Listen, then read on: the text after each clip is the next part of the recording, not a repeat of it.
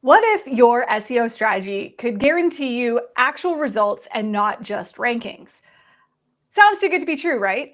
Hmm. Well, stick around today because I'm going to be sitting down here talking to Jason Hennessey, who runs a very successful SEO agency that focuses on lawyers, and he does exactly that. He's going to talk about strategies that can help not just law firms, but any business do better by getting traffic from Google that actually drives them business. Jason, I'm so excited to have you here today. Just so our audience can learn a little more about you, can you just tell everyone who you are and what you do? Yeah, Joy, it's an honor. I appreciate it. I've got a lot of respect for you and what you have done in the industry as well. So I think it's going to be a great webinar. So my name's Jason Hennessey. Been doing SEO for over 2 decades. I got started in 2001 and have built a couple agencies. I sold the first agency. Then I worked on my second agency for about 10 years and I just sold that one to a private equity group. But I'm not going anywhere. I'm still the CEO of Hennessey Digital, and now I'm on the board of the platform. And so staying busy in all areas of life, I guess. Yes. Yeah, that's wild. So you've been in this a little longer than me. I think I started in 2006. So it sounds old now. I'm like, oh man, I'm like dating myself saying that. But Mhm. um, in our industry, SEO can sometimes get a bit of a bad reputation for just focusing on vanity metrics. And with the type of clients that you have, which we're going to be talking about, those don't really work because they won't obviously keep people around or keep them paying for SEO. So can you share a little bit about how you make sure that your SEO strategies actually lead to revenue growth?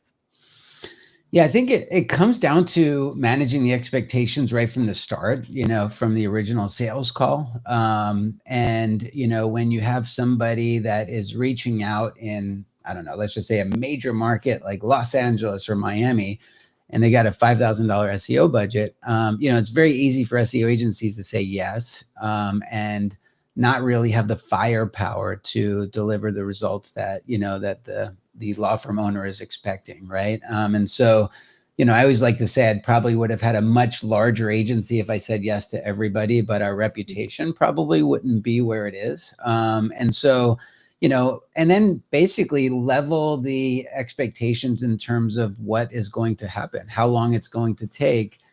Look at the competitors, and make sure that the client is willing to give you transparency into not only just the leads, but the signed cases that they get as a result of the investment. And then from there, just executing a proven strategy that we've done dozens of times in other markets, measuring the results, tracking the ROI, and giving the client homework, letting them know that this is a two-party system and we're going to be responsible for 50% of it. And you're also going to be responsible for the other 50%. And they need to take action just as much as we do.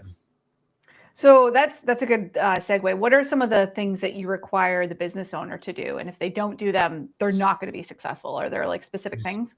Yeah, there's a lot. So like, when we're looking at a market and we're reverse engineering the competition, some of it might be, hey, we need you to make a video just so that this page converts a little bit better. Or, hey, we need you to go join the Better Business Bureau because that link is strong. Or, hey, there's these 6 legal directories that, I hate to say this, well, I don't think you might not get any business as a result of being on these legal directories. The indirect SEO value is worth it, right? So stuff like that, like we give our clients homework. Mhm. Okay. So I know in legal, when you're dealing with law firms, there are actually some business directories that are still alive and well and ranking on Google. I want to Mhm. say that's not as common in other industries that we've worked in. So I don't know what it is about the legal industry that is Yeah. different. Mhm. But I'm sure we have a lot of people watching that maybe aren't lawyers. Can you tell me, like, how would you know that being listed on a directory is actually worthwhile from an SEO perspective? What are the things that you look for? Yeah, especially now in the world of like Chat GPT, first thing is like just looking at all of the sources, right? When you do a search on Chat GPT for who is the best personal injury lawyer in Nashville, right? A lot of times you'll see sites like Super Lawyers, right? And Mhm. Fine Law and Justia, like a lot of those sites only because those websites have been around for ages. They have super high, DR, right? So they're really strong, trusted websites within the eyes of Google. And when you do look at a competitor's website, in most cases, a lot of times the sites that are ranking above you have those links, right? So it's just easy links that you can also get. Plus, the citation, probably helps as well, right? Just getting the name, address, phone number kind of on there. A lot of times law firms have it, you see this as much as we do, right? Got an old address from years ago, this phone number that nobody even knows where that goes. And it's just like a mess, right? So cleaning that up is some of the homework that we give our clients to.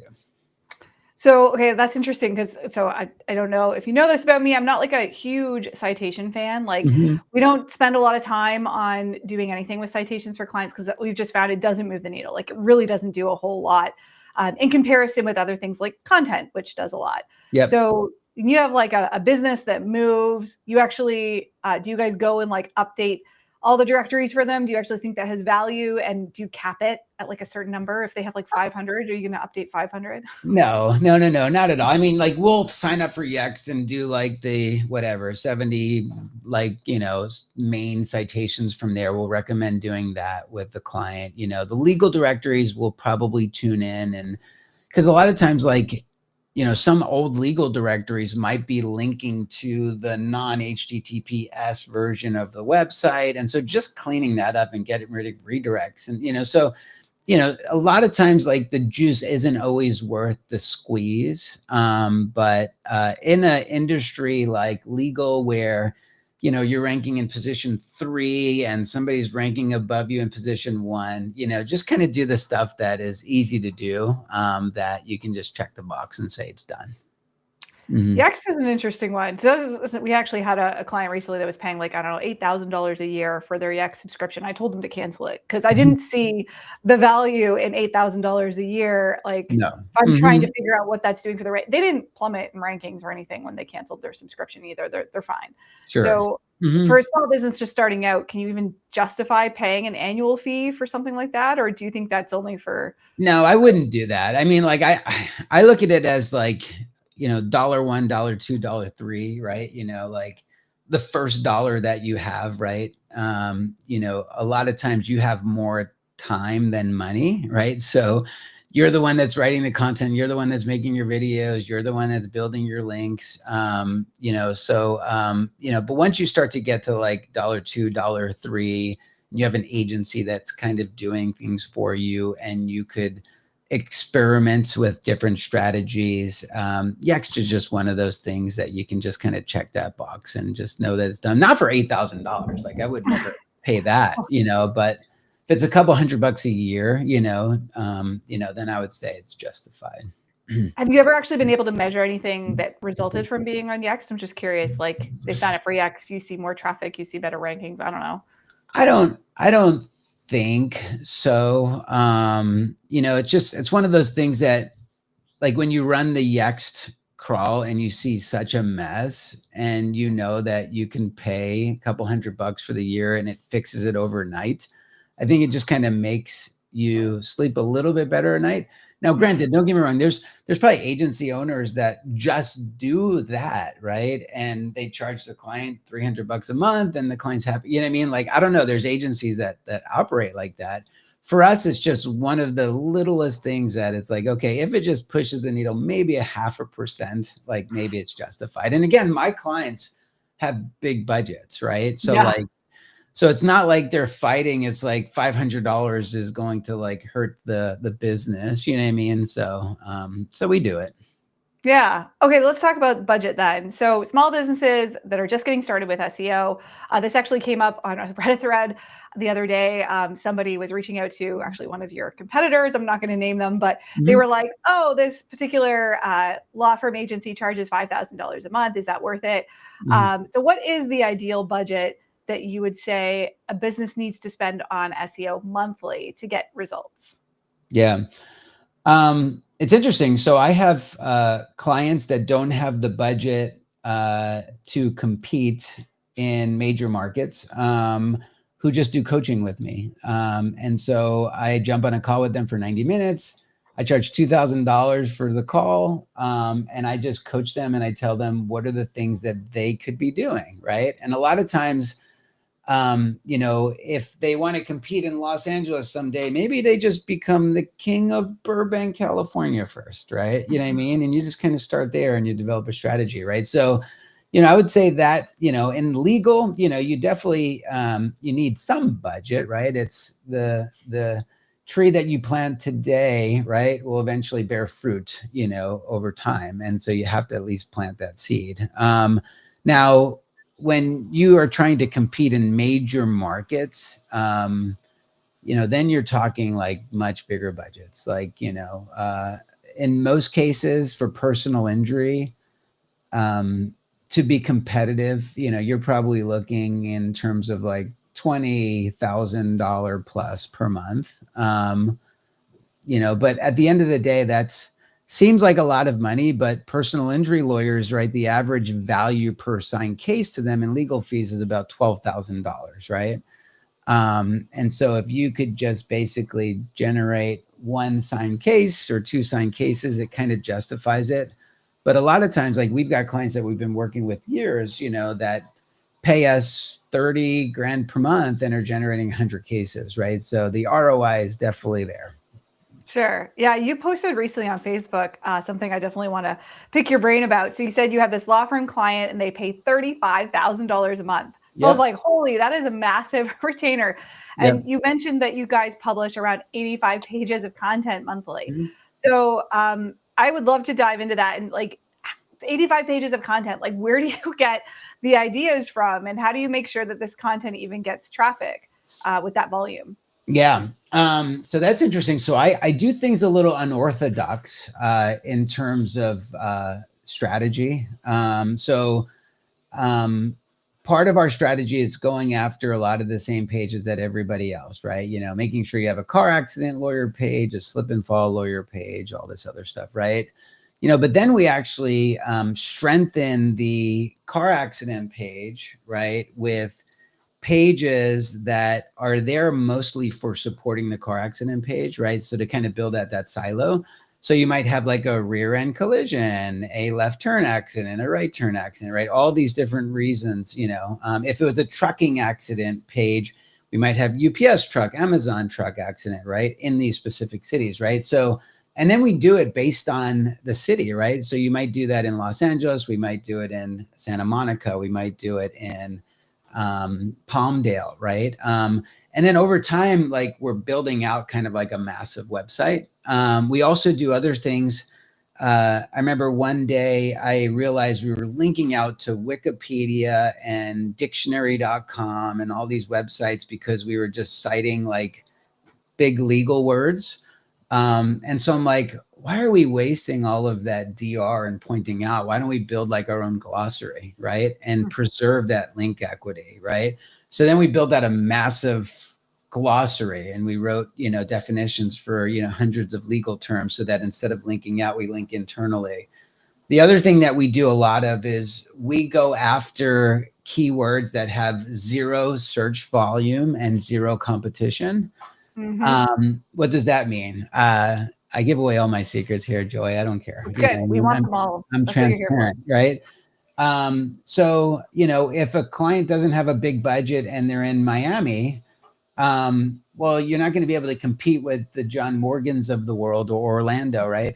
So what can we do to get cases? So like we might write content about like, did you slip and fall at the Dollar Tree, right? In Fort Lauderdale? Did you slip and fall at Publix, right? And nobody's searching for that stuff, right? But we're publishing an abundance of content. We also do things like, did you get injured at, I don't know, let's just say like the Boston Marathon, right? Before the Boston Marathon happens, right? So that we've got the page published so that 3 weeks from now we get it indexed and people will actually, if they get injured, right? I don't know, like I'm just using those examples, but we try to get ahead of it. So smart. Definitely. That's something Kyle Roof actually said when I was interviewing him last month, is talking about getting ahead of trends before they happen. Yes. I think that is definitely something that a lot of SEOs don't do. Yep. That's a really solid tip. How do you know, like, is this where you ask the client, the business owner, like what's coming up, or how would you even know the Boston Marathon or whatever else you're targeting? Yeah, so we meet with our clients on a regular cadence, sometimes weekly, most cases bi-weekly. So there's a lot of dialogue about that. We look at our content strategies. We figure out like what are things that are happening. We help our clients to help determine that stuff. We do our own research. They feed us things that are taking place. We also study a lot of our competitors. So like we'll actually map out like a lot of our competitors. So whenever they publish a new piece of content, we know, and then we can proactively write a piece of content that competes with that page as well. So like we always try to be 3 steps ahead of people, but also when somebody tries to be 3 steps ahead of us, they don't get the edge usually. Mm-hmm. We have some questions here that I want to ask you. So Will wants to know, what is the craziest SEO tactic that used to work when you began, but is absolutely not a best practice anymore? So I would say like it all starts from, just chasing the algorithm and thinking that you can be smarter than the algorithm. And a lot of times you can be smarter than the algorithm, but it's very short-lived strategies, right? So, I'm talking about like writing white text on a white background back in the day, right? Maxing out the meta keyword tags when that used to work, right? There's always something that you can do that would push the needle. I'm not sure if you remember when everybody was using article submission websites Oh, or yeah. building squid-do lenses, or so I don't say that there's like not one thing that used to work that is not best practice now. I think just kind of writing content that satisfies the intent of what people are searching for, and getting quality links, not quantity, but more quality links pointing back to the site. So that's a good question. Link building. What are your like go-to strategies for link building that work really well currently? Yes. So for I say the biggest thing is just fixing your internal links. I think that's where you can really push the needle, is just paying attention to internal links. I think just fixing that will push a lot of websites, because a lot of times people just hire writers to publish content and there's no strategy, and people are just linking car accident lawyer to this blog, and then car accident lawyer to that blog, and car accident lawyer to this transactional page, right? It's like, what is happening right now, right? So just kind of cleaning that up and putting a strategy in place, I think will really push the needle a lot.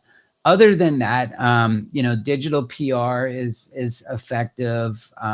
Reactive digital PR, right, where you're actually looking at things that are taking place and putting campaigns together with commentary. Obviously all the reverse engineering, and then we pay for high DR links. I will straight up pay a couple $1,000s to get a link from USA Today or sportsillustrated.com, or you name it, so like I've got access to be able to publish on sites like that, which also help to manipulate ChatGPT and all these other places too. So that works too. Yeah, I mean, I'm glad that you're open enough to just say that, because I feel like a lot of people try to hide that fact, and it's like, guys, like it's advertising. Also, Google says all link building is bad, so who really cares? Mm-hmm. So that's great. So on the links, let's say you're paying money for a high DR link from, Yep. like, I don't know, Forbes. Maybe I shouldn't mention them. But let's just Yep. say Forbes.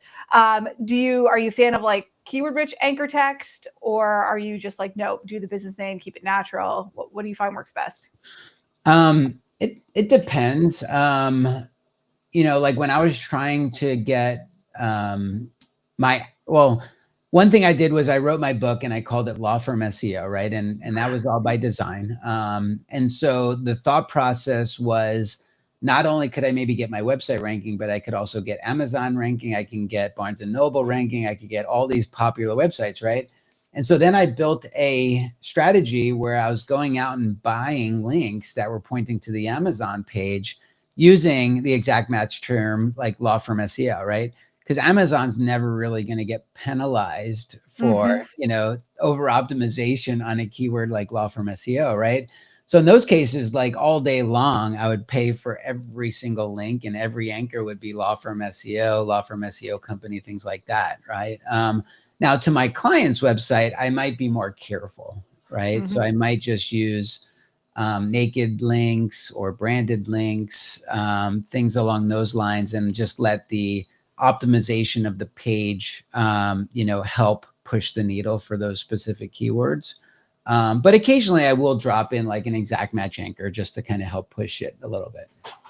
Yeah, I think that's the kicker. It's occasionally, right? You don't want to do anything like that at scale. That's where it starts to unwind. I've heard people say too with AI and ChatGPT, links may be not as important as mentions. I don't know if that's true. I don't think anybody really is a AI expert yet, but something definitely to watch for. Yep. We had another question here from Colin. He wants to know, what is your number one tip for following up with sales leads after a wonderful, like you have your wonderful call, you're like, this is going to be a solid client. What do you do next? I love it. We went from SEO to like business tips. I like it. These questions are all over the place. These are great. So for something like that, I always, on every sales call, like when I show up to a sales call, I usually show up very prepared, right? So like I've got a bunch of tabs open. It's not like a deck that I've used 100 different times. It's very custom to them. And the first thing that I do is I open up every sales call, and I genuinely mean this with, before we get started, like, look, I'm not here to sell you anything. I'm just here to educate you and empower you to make the best decision for your firm, right? Regardless of if you hire us or somebody else, or even if you learn from the next 45 minutes and you go back to your current agency, I live in a world of abundance, and I hope that you can kind of fix the problems that we might see, right? Or there might be a lot of good things that I share with you too, right? So that basically kind of puts down the guard of like, okay, you're not here to sell me, right? And I genuinely mean that. Like, there's a lot of times where I get off a call and I'm just like, your SEO agency is doing a great job. Like, sure, we can come in and do things a little differently, but they're doing a good job, right? And I do that often. And I think that's why we've got a lot of respect for those that are in the industry that you've had on as guests, right? On your podcast, right? And so to answer your question, so after we have that call, right, and it's like 45 minutes, after that, we say, okay, great. Would you like for us to put together a couple different options on what it would look like to work together? And so in most cases, they say, yeah, that would be great. And so from there, we say, okay, great. What does your schedule look like next Tuesday? And then we'll book the call on that call, so it automatically gets scheduled. And then it's only like a 15-minute call that we're going over the proposal. And that's basically it. And a lot of times, if you take them down that process, depending on if they have the budget or not, a lot of times it'll close. That's awesome. I love that. Book the call, the next call on the call. Yeah, that is a solid tip. I mean, any business can do that, right? Doesn't matter what kind of leads you're talking to. That's really solid. Yep. All right. Sorry, these questions are not related. So John was wondering if you cancel with Yext. Curious, like if you had clients of yours that you've canceled, do you know if the data reverts? Supposedly it does, right? Because it's kind of like that connection that Yext has. And so the moment that you cancel, that connection kind of gets cut off. The only times that ever happens if like a client leaves us and they elect to not continue with Yext, we always try to get our clients to do it themselves. So that this way, if they do fire us, like they still have access to a lot of that. So we make the clients be the master admin on their server and their hosting. You know what I mean? Like, we don't ever want to have the reputation of like, hey, like we're preventing you from firing us. You know what I mean? If we're doing such a bad job and you want to fire us, like, hey, like then we've got problems that we need to fix internally. So we don't want to hold people like, hostage to anything. So we try to just let the clients have all of that admin stuff. Oh man, I wish more SEO agencies had that mindset. 'Cause I can't tell you how many people we talk to all the time that like, their former SEO is holding their Google listing hostage or their website hostage, or Yeah. It's ridiculous. I don't understand how that helps your business at all. If you're running a marketing agency, like, I don't know. Yep. This is a question about a Google business profile. So they have a business that's been in business for over 10 years, has over 600 reviews. How much do you find that prominence plays into ranking? I'm guessing they're talking about local pack rankings here. Yeah. Well, I think it's pretty obvious that it plays a heavy factor into ranking. I think a lot of times if they've got 600 reviews, like are the reviews all legit, right? Did somebody pay for some of those reviews? Are they all from like Google Guide level ones that nobody has ever logged into that Gmail ever again, right? You know what I mean? Like, I think there's a lot of signals that could be factored in if you're not ranking within a small radius of the location. So I would definitely look into that. That's the other problem is when I don't know, there's no shortcuts in local SEO. You know what I mean? Like there could be, right? But if you just go from 100 reviews to 600 reviews and all of them are keyword rich, I mean, like, hey, you might push the needle quick, but you might be doing some damage. So I would look into that. And if they're authentic reviews and you're still not ranking, right, then there might be a different issue, I would say there. Yeah. It's interesting because I feel like that we get that a lot with, comments and stuff. There are shortcuts in SEO. They just come with risks. And I think if you're a business that is looking long-term and, you want to be in business 5 years from now, I'd be a lot less concerned about your bottom line for 1 month, and I'd be more concerned about your bottom line for the next 5 years. So I'm a big fan of not investing in strategies that undo themselves, which is usually most shortcuts. Like they work until they don't work, or an algorithm update hits you and it undoes all the work. But I do want to say with the reviews piece, we've been studying reviews a lot recently, and the number of reviews seems to be the thing that people kind of obsess about. And it's not as important as how often you are getting new reviews currently. And I've seen this with law firms. They'll have 500-600 reviews and they don't have any new ones for the last 6 months, and their rankings will just start to decline. And it's like the pattern is undeniable. Like you can just see it happening. So I think that's the thing people should really be focusing on is not just the number, but the volume. Yeah. But I have to ask your opinion about this because I'm going to spoil a future video. I haven't even shared this with my team yet, but this is a story I've been tracking and I'm going to publish a video on it. And it's so interesting and I really want your feedback on it. Yeah. So there's a personal injury lawyer that I've been tracking. Okay. And they're in a very competitive market. Okay. So big city. They have this thing that they're doing where they basically go to a local, I want to call it a festival in their area. Yep. And they have this big booth and they're giving away bicycle helmets for free. Really awesome thing that they're doing for the community. They're trying to keep kids safe, and they're giving them these helmets out to children. And they're getting all these reviews from it. So my assumption is that they're asking for reviews because normally humans don't just go to Google and leave you a review randomly, and especially not that many. They got 80 on the same day. Yeah. And so they're getting these reviews. I don't think they're incentivizing for them. I don't think they're being like, hey, we only give you a helmet if you leave us a review. But their rankings went through the roof. It was actually crazy to watch overnight almost. They went from position 8 to first, second, third. And it for really competitive keywords. We're talking the big ones that every personal injury lawyer wants to rank for. So this was one of those tactics that it was an overnight thing. Yeah. And I've been tracking how long those rankings have stuck because I'm okay, this was a big burst. It happened one time. What's the impact of it long term? And it's been interesting because it's been 3 months already. They still have all those rankings, even though their volume hasn't kept up. So eventually, I think over time, if it'll start to drop. But I'm curious what your thoughts are on that strategy of going out and doing something for the community. Clearly, none of these people that are reviewing them hired them as a lawyer, not a single person. What do you think? Good idea or bad idea?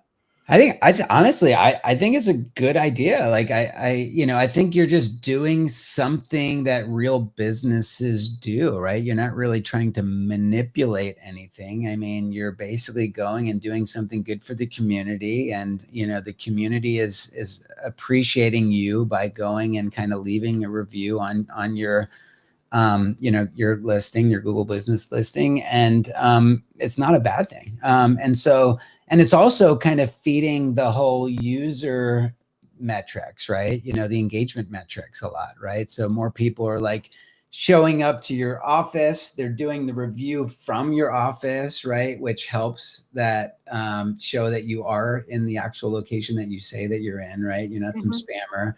The other thing I like to do too is a lot of times people try to get reviews, especially in law, at the end after they've given a check for $1 million, right? Hey, Greg, can you leave a review? I always like to say, like, get your intake people trained to ask for the review based on the first phone call, right? By the way, did I answer all your questions? Okay, great. It would be so important for me, if I sent over a link, if you give us a review based on how the experience has been to date, like, why not? Or if somebody calls up and, you can't help them and you send them to like, a different law firm that might be able to help them, like, ask for the review, like, just make it part of the whole process from start to finish. Yeah. 100%. Like that is the biggest thing that most businesses don't do. Yeah. We've got some really good questions here. Kind of, all right. I think I did that one. How does the content approval process look like with lawyers? Yeah. So if we've got a client that we're writing, let's just say 85 pages of content for, typically we plan in a quarterly basis. So we'll do like the first quarter, January, February, March, maybe in like November or December, right? And so we look at, there's a lot of things that we're doing, right? We're listening to phone calls, we're transcribing calls, we're pulling FAQs out of phone calls to give us content topics, right? A lot of times those are questions that Google has never seen before either, right? And it's questions that are coming directly from prospects that are calling the firm. So that's like one way to kind of get topic ideas. Another way is just kind of like knowing the city and the practice area and building out grids to know, okay, we're missing a slip and fall lawyer page on the Burbank silo. So let's map that out. Some of that might be that low search volume or zero search volume stuff, right? That we might be planning in the future. And then what we do is we basically present this to the client or the marketing director. They review it. They give us some feedback. Like, you know what, we don't really care too much about these type of cases. So let's kind of put something else in. And then we do that. We get the approval. Then we get the green light to start writing the content. We write the content. We review it. It gets sent back over.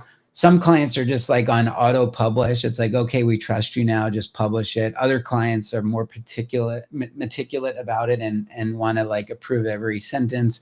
So it just kind of depends. And we've got a lot of systems in place to, where, because when you're writing 3,000, 4,000 pages of content every month, right? It's very easy to not understand, like, what did that client say? Never refer to us as an attorney, always refer to us as lawyer, right? There's all these rules that every firm has. And so every client has their rules. And then when we write it, like, we've got systems and process to make sure that it's following the rules of that particular client, right? So that the client doesn't continue to get pissed at us for not following the rules, right? So for sure. Are you guys using AI at all for any of your content writing processes?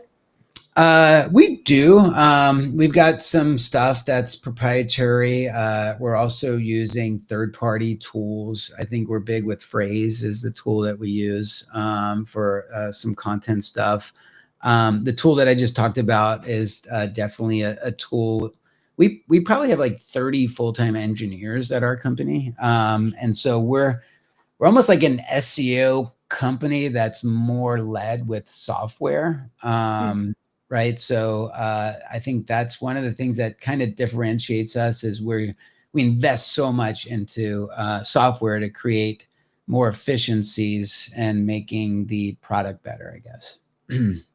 Makes sense. We have another question here, more on, I guess, the operations side of running a business. But since you only represent lawyers, which actually, I don't know if you only represent lawyers, but we've been talking a lot about lawyers. Yeah. How do you manage the quality of content? For example, two personal injury lawyers may need blogs on the same topic. Is this a conflict of interest? Yeah, not necessarily, because it's a different firm with a different profile and a different personality. Granted, there's not much difference, in a Fort Lauderdale car accident lawyer page for one lawyer versus the other. You know what I mean? Like, Yeah. I mean, there's so many other different variables that come into play. You know, maybe people just like this person better because they see them on TV more, whereas maybe this person, like, they just like their website. It's nicer to them, right? So it really comes down to giving the client the chance to convert it, and then letting the actual prospect determine, you know, who is the best for their case, right? So. Yeah, we had an interesting question here. Where did it go? He wanted to know what you would do for like a small, I think it was cleaning business. Yep.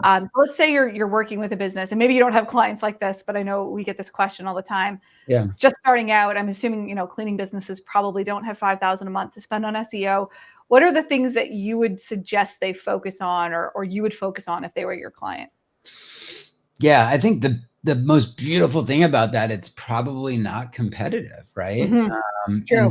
so, you know, I would just make sure, like, I would invest in yourself, right? I would make sure you have like an Ahrefs subscription. I would go and take, you know, all of their courses and become an expert. So invest, you know, maybe like 20 hours of your time, like just understanding how to use the right tools, because that alone will give you such a competitive advantage over like the 3 other cleaning companies that are ranking, you know, above you, right? Like, Lord have mercy, like what you're going to do to that market once you're actually educated and empowered to really start to use. The fact that you're even on a webinar like this, like, shows me that you like are a player, right? And you are genuinely taking time on a Wednesday to learn about this stuff. So you're going to be just fine, you know, but just, you're not going to get it right. You know, like SEO's, the beauty is that like SEO is one of those things that, you know, it's very forgiving, right? You might do something and it doesn't work, right? But then you can kind of pivot and change it to do it so that it does work, right? And it's not going to be perfect, but just try to be 1% better every single day. Yeah, I would definitely start with content. I know we have a lawn care business that was actually my first client. And so they've been with us for 8 years, and they dominate because lawn care is not competitive. Like, it's just not. Their competitors are mostly big chains. Their sites are terrible. They Yep. don't do anything for SEO. And I was like, man, this guy is crushing it. Like, he is ranking in every major city in his metro area, usually first or second. Like, that usually isn't achievable. You know, for a law firm in a huge metro. I can't say I've ever seen one dominate every suburb.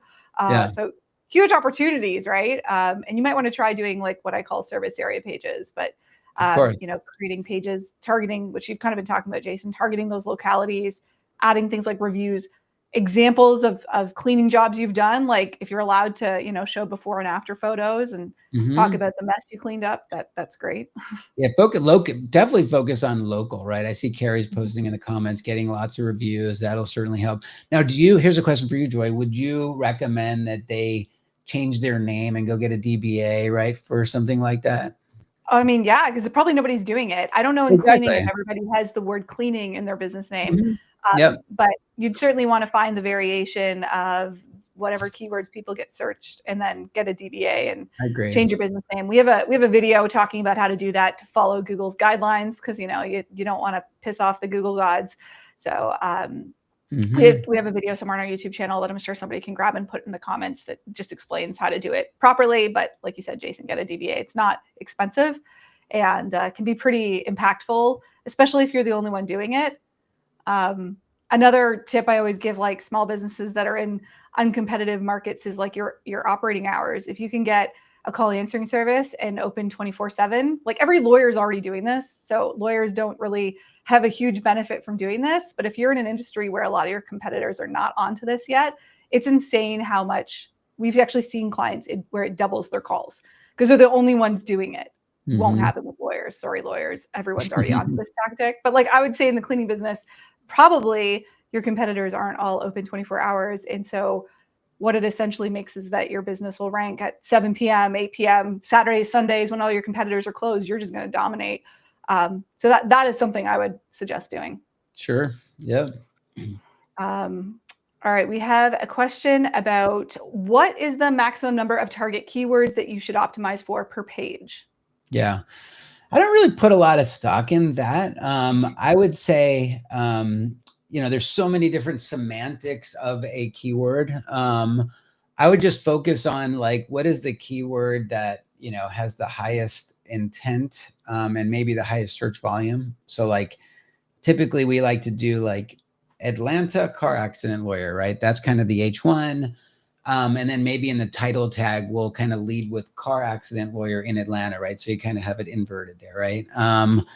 And so, and just by publishing content and building links, that site, that page will start ranking for 100 different iterations of that keyword and 200 different iterations and 300 iterations of that keyword. And then sometimes like the data will tell you that, there might be keywords that you're ranking for on that page that you're in position 40 that might be more of a good page to kind of build like an FAQ, right? Maybe it's not the right page for that, right? But if you link out to that page because it's building now topical authority. So I would let the data, I would just optimize for the main keyword, let it rank and let the data tell you where to kind of pivot from there. Another interesting thing that we've been doing, Joy, again, I share all the secrets here, right? Is we all know that there's this thing called EEAT, right? Experience, expertise, authority, and trust. We've been doing some experiments where we're actually giving Google what it is that they want. So like we will basically put in the H1 tag or the title tag, like use the word, expert, or use the word experience, or use the word the most trusted law firm, right? Like actually using those specific words in the most important, areas that Google looks at first, like the title tag, meta, all of that stuff. And we're seeing an impact as a result of that, truthfully. So like, I don't know if there's other variables at play, but it's definitely worth a test. That is a solid tip. I think actually we did a similar test that I talked about at Local U last week, which was around the word honest. Like putting the word honest in your title tag improved like clicks like crazy. I was like, what? Like, this is too easy. Right. But I guess people want honesty. Makes sense. That's the name of my book, Joy. Thank you for that plug. Yes. There you go. I have a book called Honest SEO. Yeah, Yep. especially for review pages. We were looking at like review pages, where you're reviewing like another company. So maybe you're doing a review of Geico if you're a, law firm. Yep. Put in the word honest review. It's actually crazy. I didn't get this idea from my own brain. I got it from this really genius SEO named Steve Toth. So I'll have to shout him out for that one. A fellow He's Canadian. great. Yeah. Oh, yes. He is incredibly smart. I interviewed him on here earlier this year. So we have a whole video with lots of tips from him.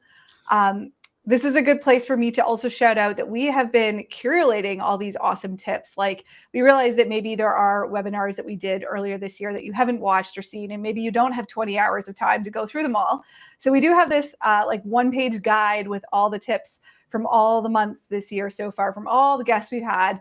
If you want a copy of that, it's free. You can go download it here. And we'll be adding Jason's tips, obviously, from this webinar to that as well. We have so many questions. Let me just tell you, none of the questions I prepared for you are probably even going to get asked because I just have too many here from So this is a really good one. John wants to know how you tackle when this happens a lot with lawyers, and there's other industries we see this too, where there are two businesses at the same address. Yeah. And I want to preface this. I don't know if everybody watching this understands why this is a problem. Google is a filter. We kind of call it the possum filter because it came out with this algorithm update that we named the possum update, where if like Google sees two businesses in the same industry at the same address, or even like in the same building or even across the street, they usually will show one and filter out the other. So it's a big problem if you're in a high-rise building, especially for a law firm where there's lots of other law firms. So what do you do in situations like this? Yeah, like honestly, I don't work with a lot of law firms that run into this problem. A lot of times, like when we work with like a law firm, they like own the building, you know what I mean? Like they're not all cases, right? But a lot of times, like they're the only firm in the building. And so it's not like I see this on a regular basis.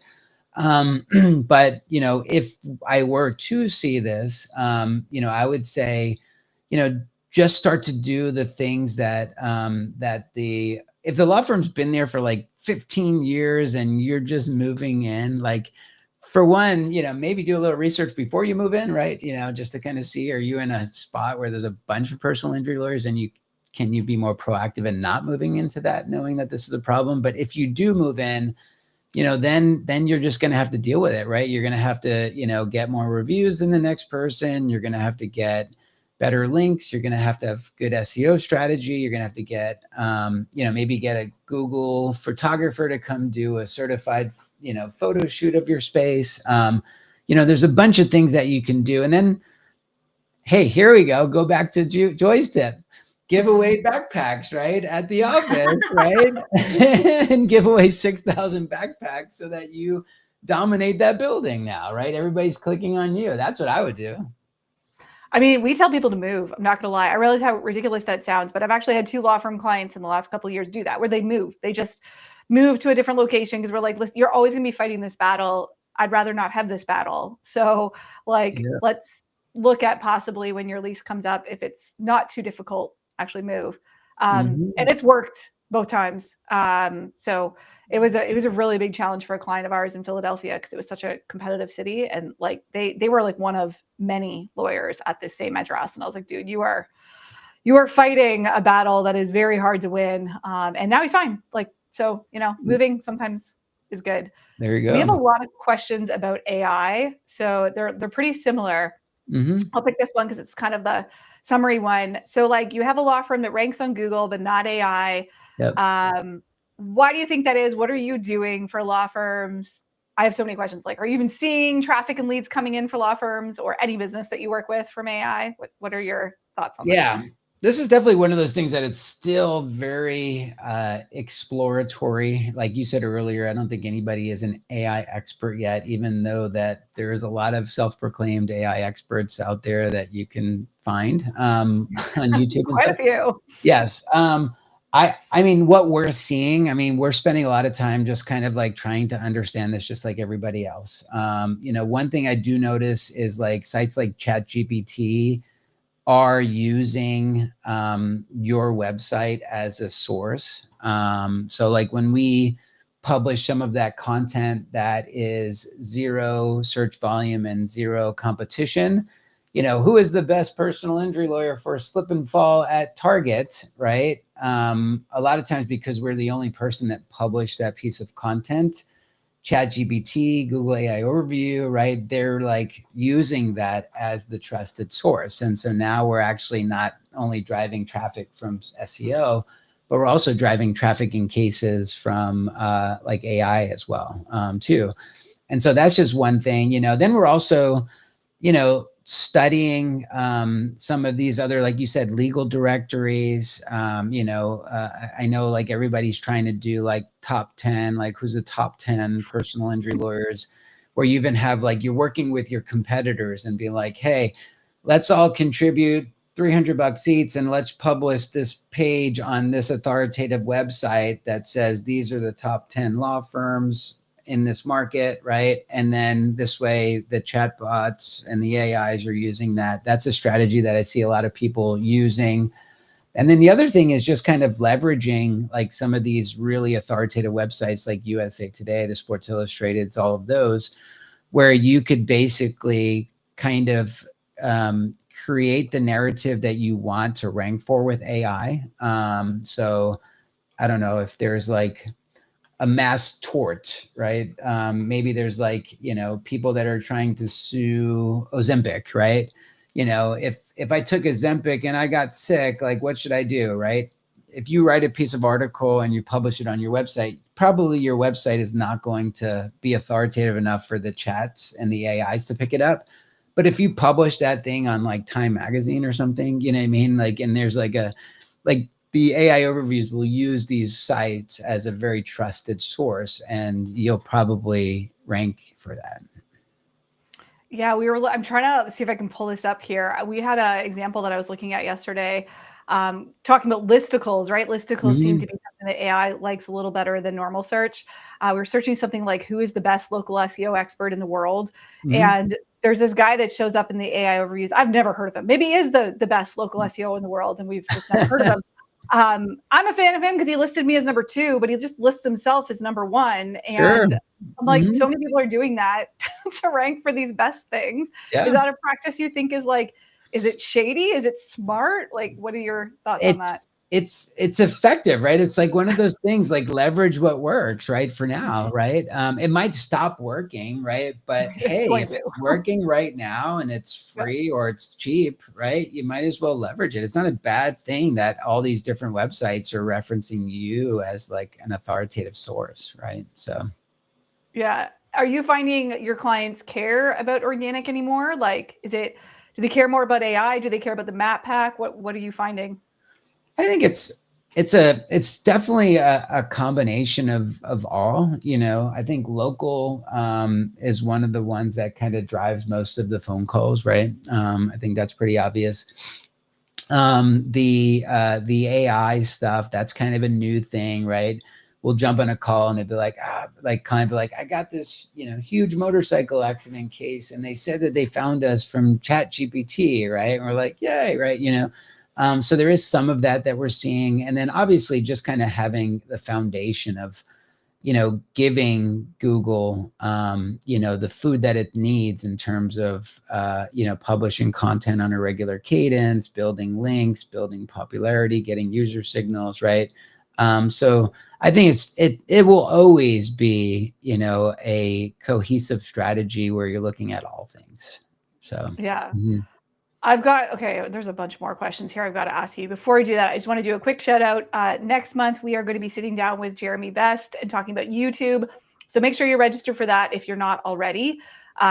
Jeremy is kind of special to me because he's actually the coach that we hired 3 years ago for our YouTube channel. So I kind of have first person experience working with him. And if you're somebody that wants to learn more about YouTube and figure out how to use it for your business, this is definitely the guy you want to come talk to. So I'm going to be interviewing him next month. So make sure you register for that.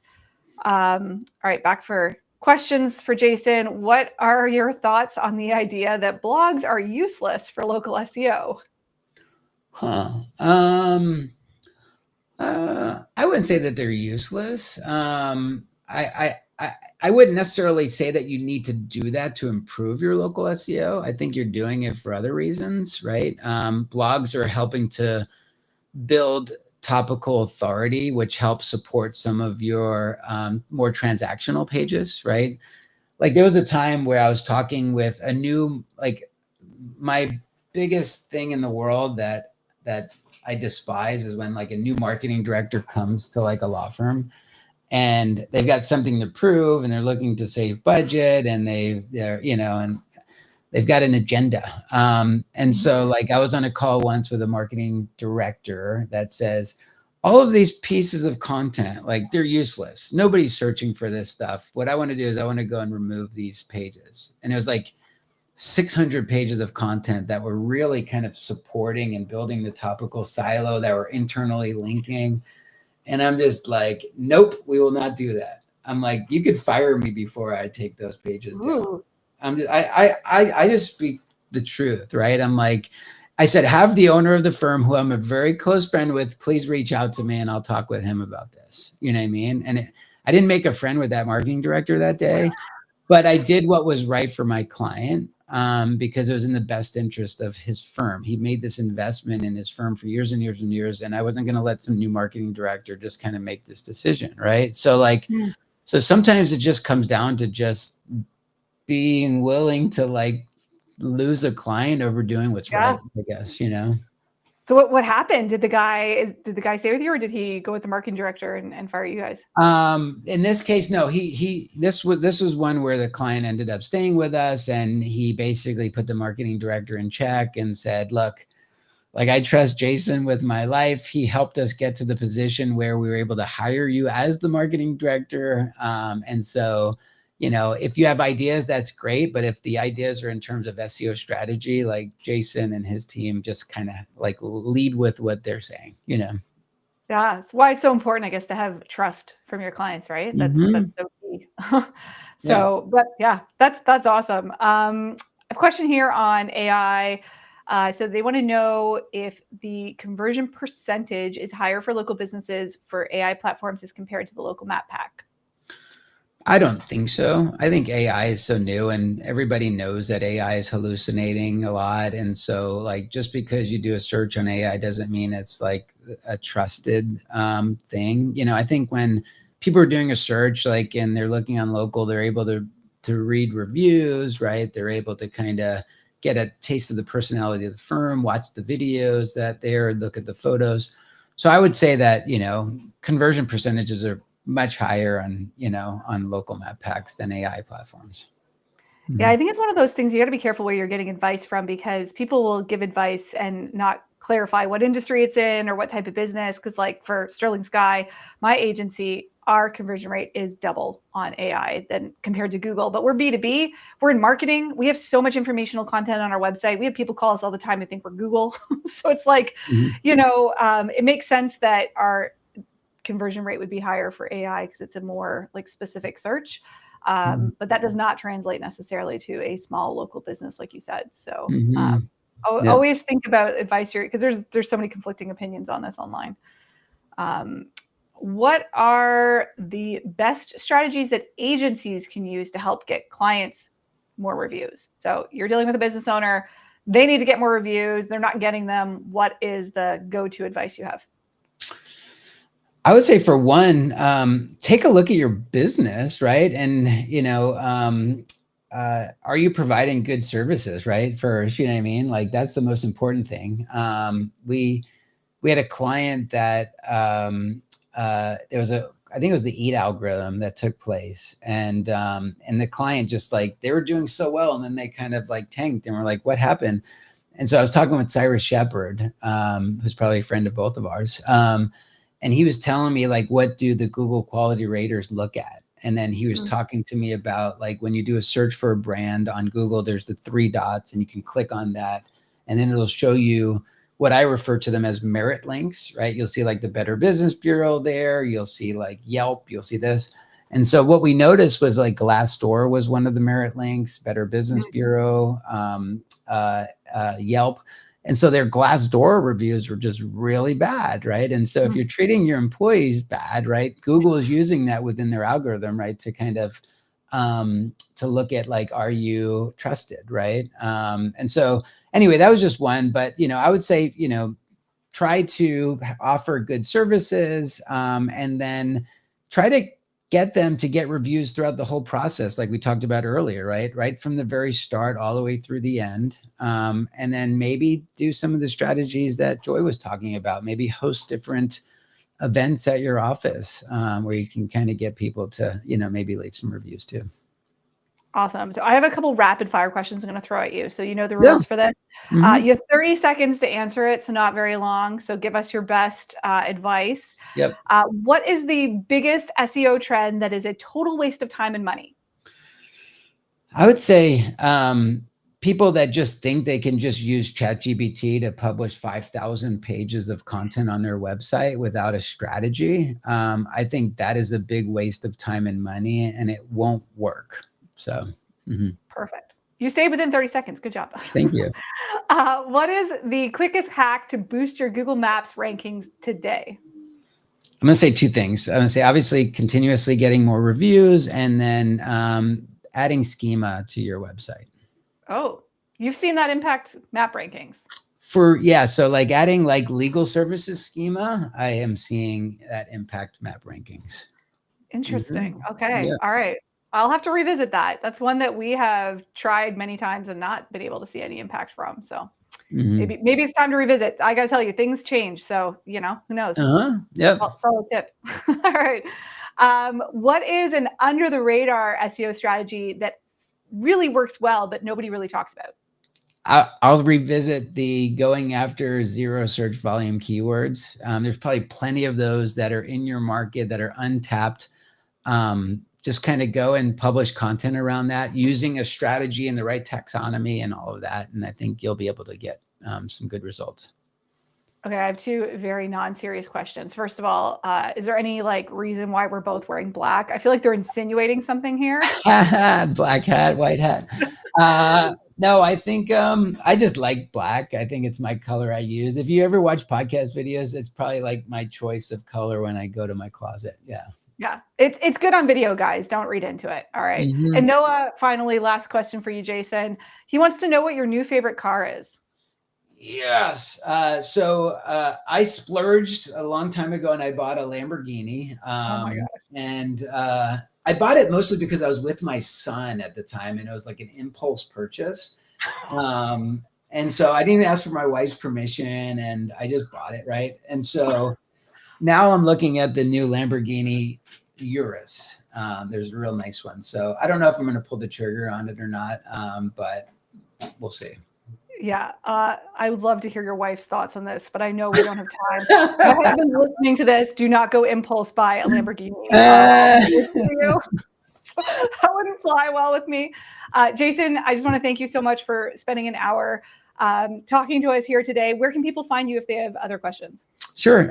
LinkedIn is probably the best place. Just Jason Hennessey. If you want to care more about my personal life, Facebook. Today's my daughter's birthday, so she's 9 today. So we're gonna go out to lunch after this, but you'll see a picture of me and her for her birthday there. So Facebook, LinkedIn, Instagram, all those places. Awesome. And if you guys have comments or questions we didn't get to, feel free to leave them on YouTube, and we'll be sure to answer them after. Thanks, guys. Thank you so much.